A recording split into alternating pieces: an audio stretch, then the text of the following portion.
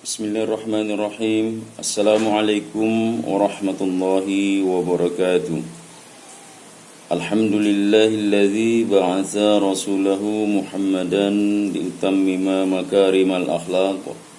Summa salatu wassalamu ala khairil khalqi wa karimil akhlaq wa ala alihi wa ashabihi ila yaumit talaq.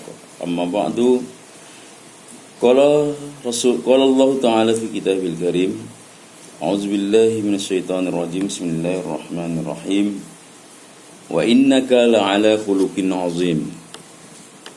Tsumma faqala Rasuluna sallallahu alaihi wasallam, inna akmalal mu'minina imanan ahsanuhum khuluqan. Anak-anak kami, santri dan santriwati kami yang kami muliakan, bersyukur kita kehadirat Allah Subhanahu wa taala di hari Jumat yang mulia ini, Sayyidul Ayyam. Kita bisa bertatap muka lewat sistem daring, yaitu dalam materi pelajaran akhlak, akidah akhlak, yang referensi kitab yang kita pelajari adalah Al-Akhlaqu lil Banin. Yang ada pada tangan Buya ini yaitu kitab yang berjudul Al-Akhlaqu lil Banin, yang artinya adalah pendidikan akhlak bagi putra-putra Anda. Litullabil madarisil islamiyati bi Indonesia, peruntukan bagi murid-murid sekolah-sekolah Islam di Indonesia. Ta'lifun, penyusun atau karangan Umar bin Ahmad Baroja, yaitu susunan atau karangan oleh Umar bin Ahmad Baroja, Al-Juz'u Tsalis, yaitu juz yang ketiga. Tak lupa kita puji dan sanjungkan dengan kata yang paling indah, yaitu sholawat berangkaikan salam keharibaan junjungan kita ruh Rasulullah Muhammad sallallahu alaihi wasallam. Itu sebaik-baik makhluk yang Allah ciptakan, sebab akhlaknya yang mulia terang benderanglah alam ini. Beliau berakhlak dengan akhlakul Al-Quran, sehingga Allah puji ya di dalam Al-Quran, wa innaka la'ala khuluqin azim, sesungguhnya engkau itu berakhlak dengan akhlak yang mulia. Anak-anak kami yang kami muliakan, langsung saja kita baca dan artikan dan sedikit penjelasan pada buku Akhlaq lil Banin ini. Sebelum kita masuk ke materi-materi yang pokok, di sini ada banyak tentang ta'dib, bab adab-adab.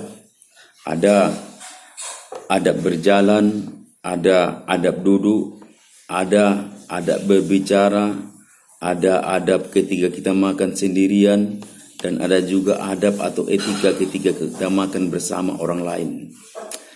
Tetapi ada baiknya kita terjemahkan dulu pada halaman 4. Lihat halaman 4, Muqaddimatul Kitab.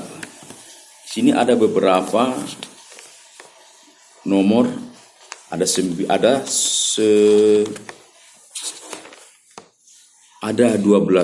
12 nomor ya dalam kitab, di dalam pembahasan Muqaddimatul Kitab ini. Langsung saja simak dan dengarkan. Muqaddimatul Kitab, pendahuluan kitab atau pembukaan ya, atau sekapur sirih. Ayyuhal waladul aziz, wahai putra yang mulia.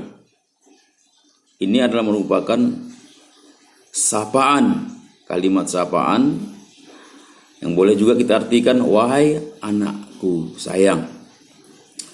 Al-awalu innallaha khalaqan nasa fi hadzal alam.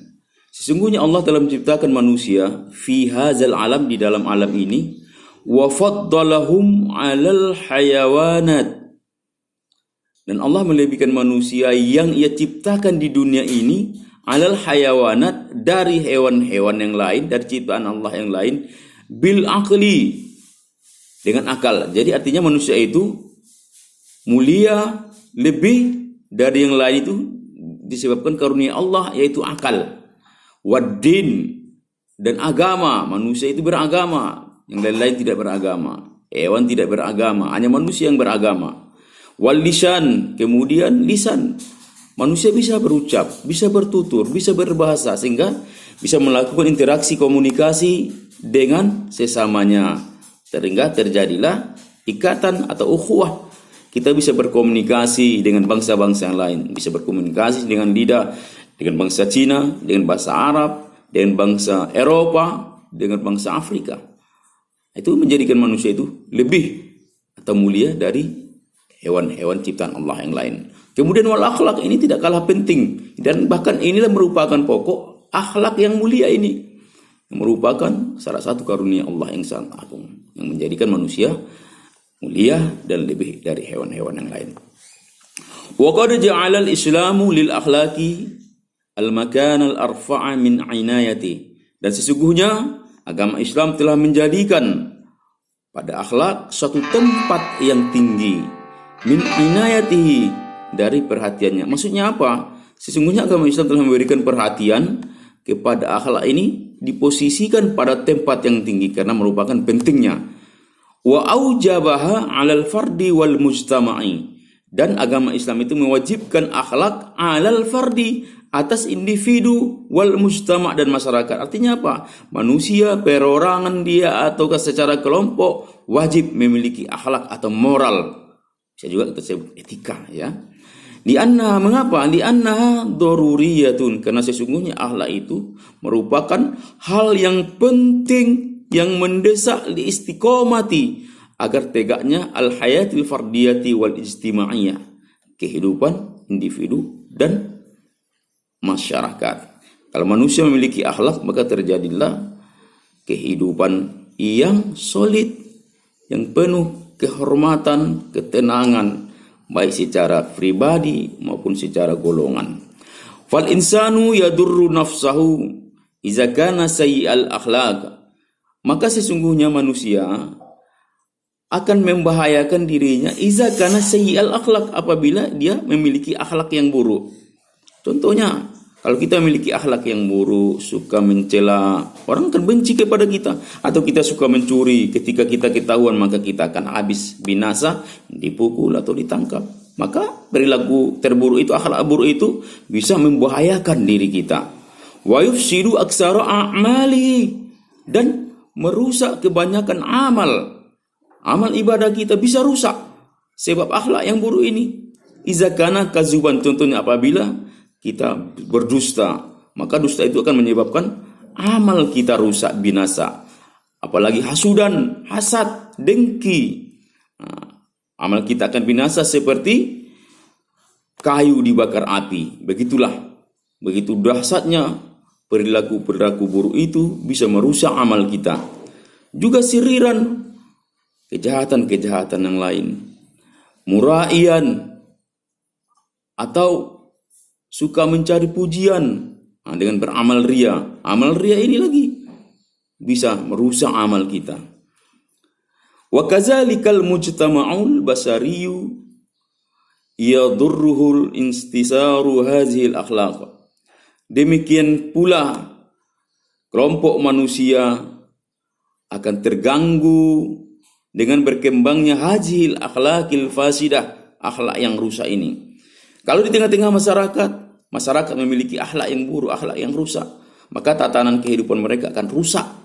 Faya'isuna da'iman, apa akibatnya? Apa dampaknya? Ketika moral atau etika suatu masyarakat itu rusak, faya'isuna da'iman fi khisamin, maka mereka hidup selamanya fi khisamin, di dalam permusuhan, wa niza'in, di dalam pertengkaran, wa tafakhurin, di dalam saling suka, saling membanggakan, saling merasa lebih. Kelompok yang satu lebih mulia, merasa lebih mulia dari kelompok yang lain. Kelompok yang ini merasa lebih hebat ibadahnya dari kelompok yang lain, lebih benar tata cara ibadahnya dari kelompok yang lain. Ini merupakan cerminan akhlak yang tidak bagus. Wa tafakhurin, saling membanggakan diri. Oh, kami yang lebih hebat, kami yang lebih mantap. Bahkan wa taqatulin, sampai kepada saling berperang. Nah, ketika suatu masyarakat tidak memiliki tatanan moral yang baik, tidak memiliki akhlak yang baik, maka akan menimbulkan peperangan yang sebabnya akan membinasakan kedua belah pihak manusia itu sendiri. Ini mukaddimah pertama. Mukaddimah kedua, kita lanjutkan nomor 2. Tsani, wa kamih tammal islamu bid-da'wati ilal akhlaqil hasanah.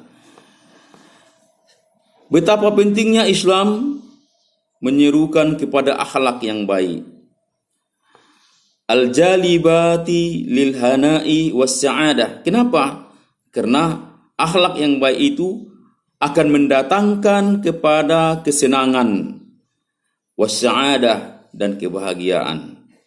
Wa tahziri minal akhlaqi sayyi'ah. Agama Islam memperingatkan tentang akhlak yang buruk. Al-mujibati lit-ta'shi was saqawah. Yang akhlak yang buruk itu tentunya menimbulkan al-mujibati lit-ta'shi, kesengsaraan, was saqawah, dan kemalangan. Nah, akhlak yang baik itu tentu akan mendatangkan kesenangan dan kebahagiaan. Kalau kita menjadi anak yang baik, tentu orang tua kita senang kepada kita, sayang kepada kita, apa yang kita minta mereka berikan. Kenapa? Karena kita memiliki akhlak yang baik.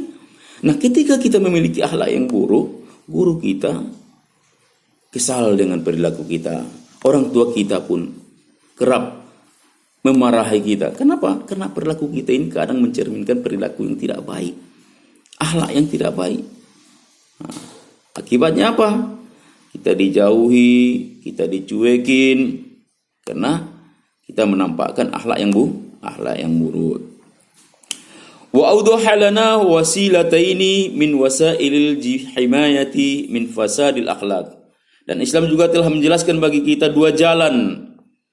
Wasilataini, dua jalan, min wasailin, dari jalan-jalan al-himayah, perlindungan, min fasadil akhlaq. Artinya apa? Islam mengajarkan kepada kita bagaimana cara kita melindungi diri dari perilaku atau tabiat-tabiat yang buruk yang bisa mendatangkan kerusakan akhlak atau moral kita. Apa itu? Al-ula tahrimuhu al-manabi as-salasata lis-sururi wal khamra wal maisira waz zina.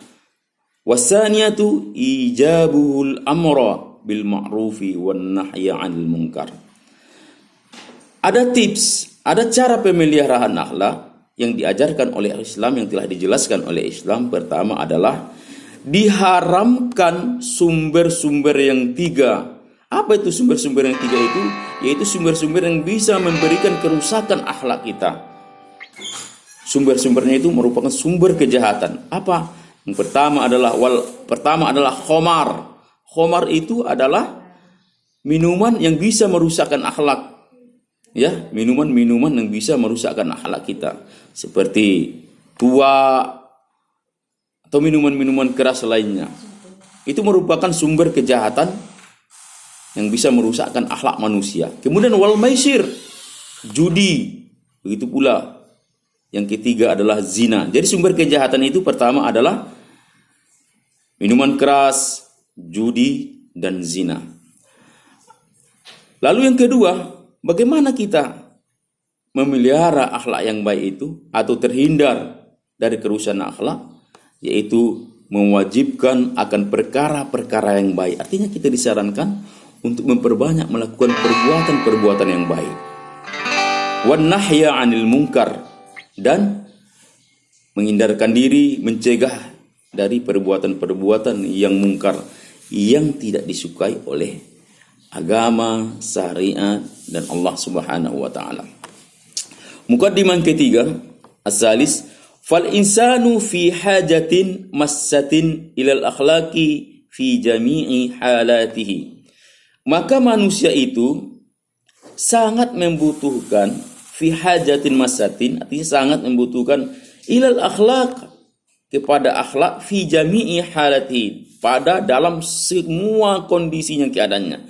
Artinya dalam setiap apapun manusia itu wajib beretika, wajib memiliki akhlak yang baik.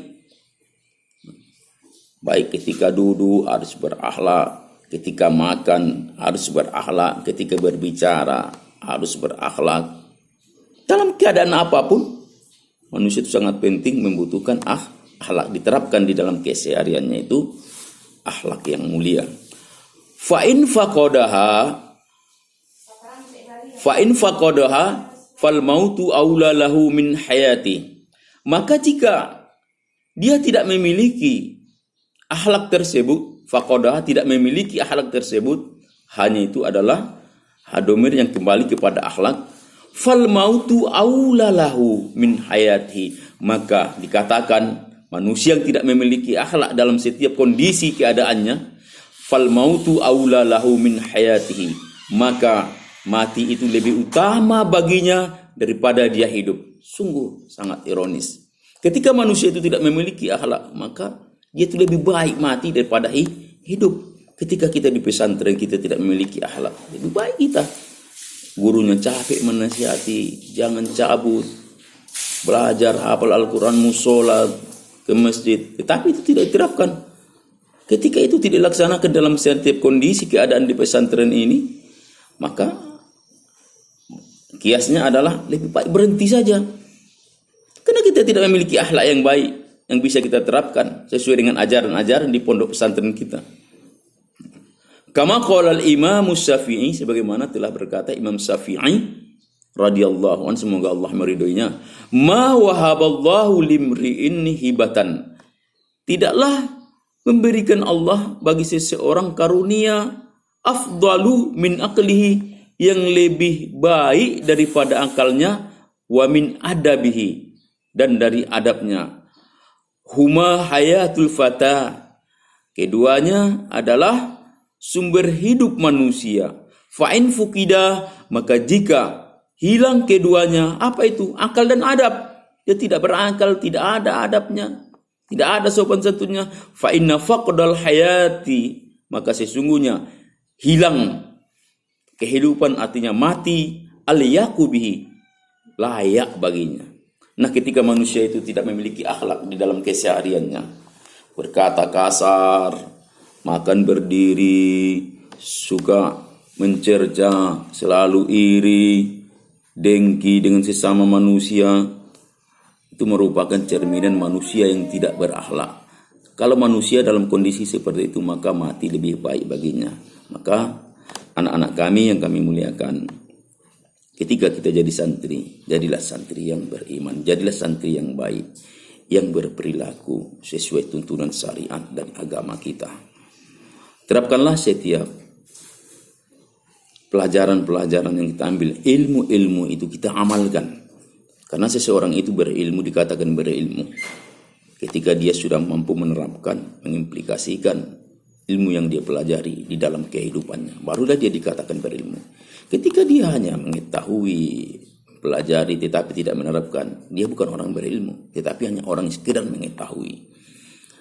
Nah, oleh karena itu, marilah kita di dalam keseharian kita mempraktekkan, membiasakan diri dengan akhlak yang baik. Karena akhlak ini tidak serta-merta ada di dalam diri kita, kecuali dengan melatih diri kita dengan sekuat tenaga, sekuat kemampuan kita, mewujudkan perilaku baik itu di dalam keseharian kita. Ketika kita bergaul dengan yang lebih kecil, sayangi. Ketika kita bergaul dengan yang lebih besar, kita hargai. Ketika kita di dalam pergaulan belajar mengajar, kita muliakan, kita amalkan apa yang diajarkan, apa yang disampaikan kita dengarkan. Ketika kita saat belajar seluruh anggota tubuh kita, belajar tangan kita untuk tidak bergerak kemana-mana, belajar mata kita memperhatikan apa yang disampaikan oleh guru kita atau muallimah kita, belajar pikir kita untuk mencerna apa yang telah disampaikan, belajar telinga kita untuk mendengarkan apa yang sedang disampaikan, materi pelajaran disampaikan oleh guru-guru kita. Maka insya Allah seluruh anggota tubuh kita pun jadi nanti akan merespon dengan perbuatan kita dari apa yang telah kita hasilkan selama kita menimba ilmu di pondok pesantren Darul Quran ini. Mungkin ini saja dulu anak-anak kami yang dapat Buya sampaikan dalam materi Akhlak lil Banin Mukadimah Kitab. Insyaallah Nanti ada terjemahan yang akan Buya share pada anak-anak kami sekalian. Mudah-mudahan ilmu yang kita pelajari menjadi ilmu yang bermanfaat. Allah berikan kepada kita kekuatan untuk menjadi anak-anak yang bisa memiliki akhlak yang mulia. Assalamualaikum warahmatullahi wabarakatuh.